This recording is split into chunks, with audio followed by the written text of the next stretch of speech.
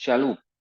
Bacaan firman Tuhan terambil dalam kitab Kolose 4 ayat 2 sampai ke 4. Bertekunlah dalam doa dan dalam pada itu. Berjaga-jagalah sambil mengucapkan syukur. Berdoalah juga untuk kami supaya Allah membukakan pintu untuk pemberitaan kami sehingga kami dapat berbicara tentang rahasia Kristus yang karenanya aku dipenjara. Dengan demikian aku dapat menyatakannya sebagaimana seharusnya. Bapak, Ibu, Saudara-saudari, suatu kali saya menghadiri sebuah acara persekutuan hamba-hamba Tuhan dan para pekerja gereja. Ada sebuah sesi di mana saya dan kawan-kawan saya diminta untuk saling mendoakan satu sama yang lain. Ketika saya ajukan pertanyaan apa yang perlu saya doakan bagi mereka, mereka berkata, tolong doakan agar ia sembuh dari sakit penyakitnya. Tolong doakan untuk perizinan gereja, tolong doakan acara KKR yang akan diadakan oleh gerejanya. Bisa disimpulkan bahwa apa yang mereka ingin doakan semua berhubungan dengan kepentingan pribadi. Sakit penyakit, pertemuan gereja lokal, kegiatan gerejanya, hingga berbagai permasalahan yang sedang dihadapi. Bila saya lontarkan pertanyaan yang sama kepada mahasiswa STII, mungkin isi permohonan doanya akan seperti ini. Tolong doakan agar saya bisa menyelesaikan studi ini tepat pada waktunya. Tolong doakan agar kebutuhan studi saya tercukupi. Tolong doakan agar saya bisa menemukan pasangan hidup yang bisa mendukung pelayanan. Kurang lebih itulah permohonan kebanyakan dari kita juga, bukan? Masalah-masalah pribadi yang sedang kita kumpulkan. Apakah salah bila kita memohon doa seperti itu? Jawabannya tentu tidak. Tidak salah. Sebab doa pada hakikatnya adalah sebuah permohonan atau permintaan sebagai bentuk ketidakmampuan, bentuk ketidakberdayaan, bentuk keterbatasan kepada sosok pribadi yang lebih kuat, lebih mampu, dan lebih sanggup. Namun bila kita lihat dari apa yang dilakukan oleh Rasul Paulus kepada jemaat di Kolose, sangatlah berbeda. Apakah isi doanya kok berbeda dengan isi doa dari kebanyakan orang? Mari kita pelajari bersama. Bila kita membaca pada ayat ketiga, terdapat sebuah kata berdoa jugalah untuk kami. Kata imbuanlah memiliki artian bahwa ada permohonan-permohonan lainnya, yaitu seperti yang tertulis di dalam pasal 3 ayat 18 hingga 25. Paulus ingin menasihati untuk membangun sebuah relasi kehidupan yang bisa diterapkan sebagai bentuk dari ciri iman Kristenan. Selanjutnya Paulus minta agar doakan kami. Siapakah kami itu? Yaitu para pekerja Tuhan yang bekerja dalam tugas pemberitaan Injil. Itulah Rasul Paulus dan rekan-rekannya. Kalau kita lihat lebih detail lagi, kita akan menemukan sebuah kondisi yang dialami oleh Paulus ketika ia meminta untuk didoakan.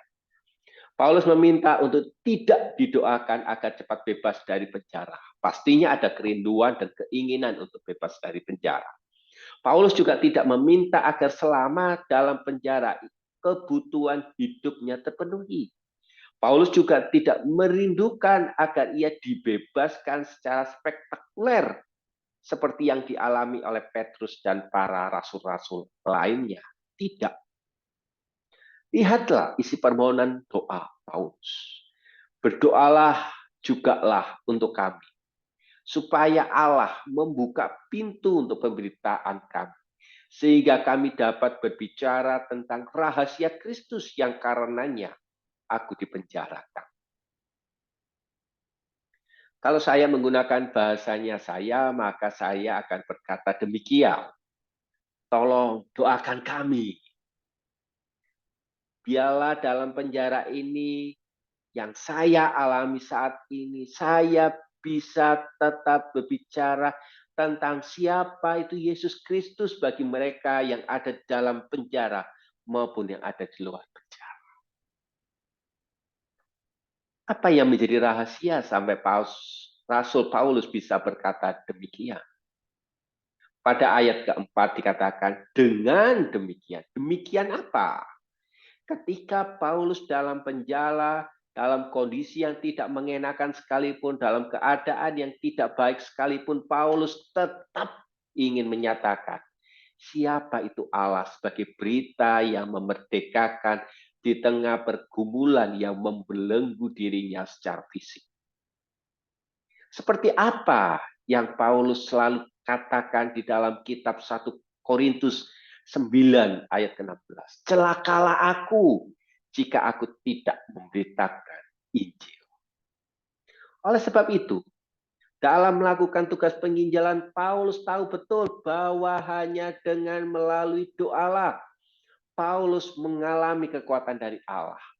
Paulus tahu betul bahwa dukungan dari jemaat merupakan api yang ada di dalam dirinya agar terus menyala. Paulus tahu betul bahwa melalui doalah maka Rasul Paulus mampu menghadapi setiap rintangan, halangan, dan hambatan.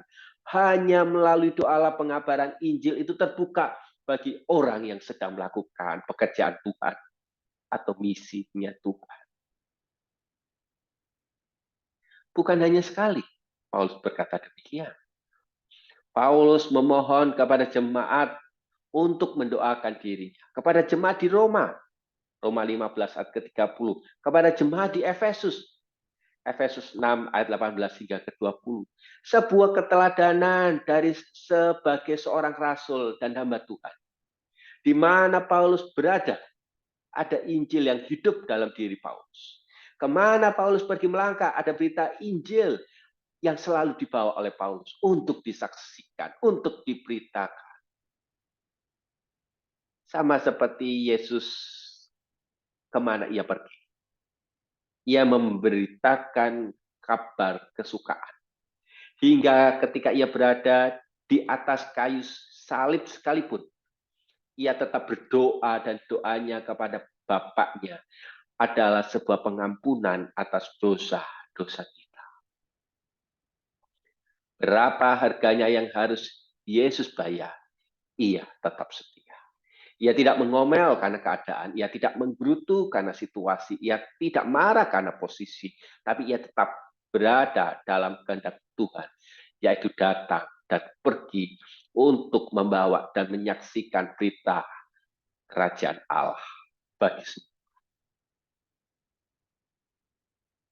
Kalau kita mengamati Kolose 3 pasal 3 sampai 4 ayat pertama, Paulus melakukan sebuah penggeseran pemberitaan Injil dari keluarga pasal 3, 18 hingga pasal 4 ayat pertama kepada dunia. Kolose 4 ayat 2 sampai yang ke-6.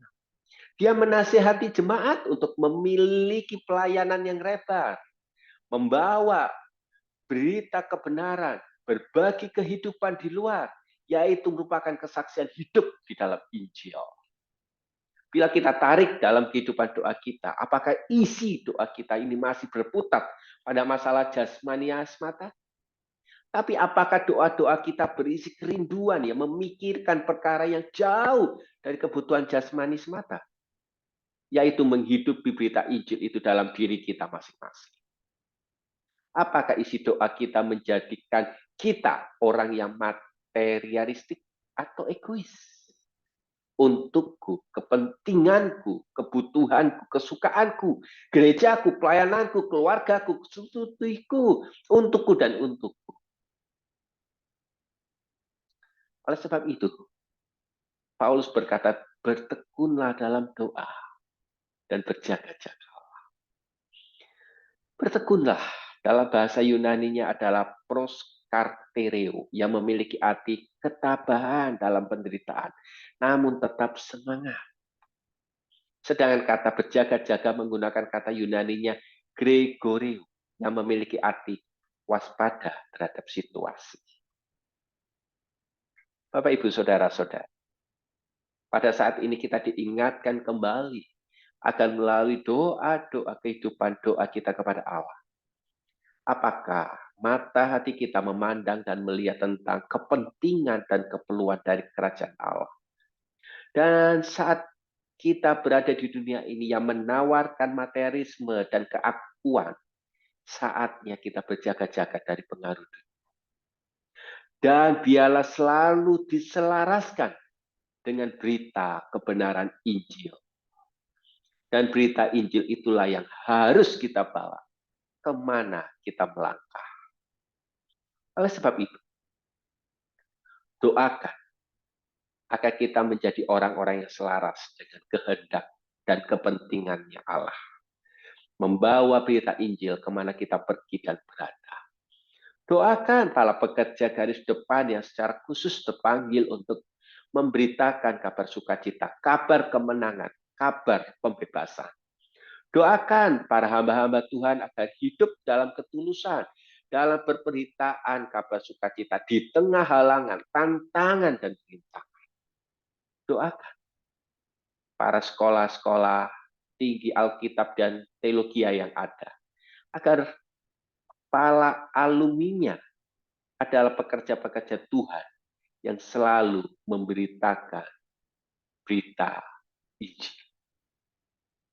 Kiranya renungan ini mengingatkan kita kembali bahwa isi doa kita bukan hanya semata untuk kita, tetapi juga untuk pemberitaan Injil. Tuhan Yesus memberkati kita. Haleluya. Amin.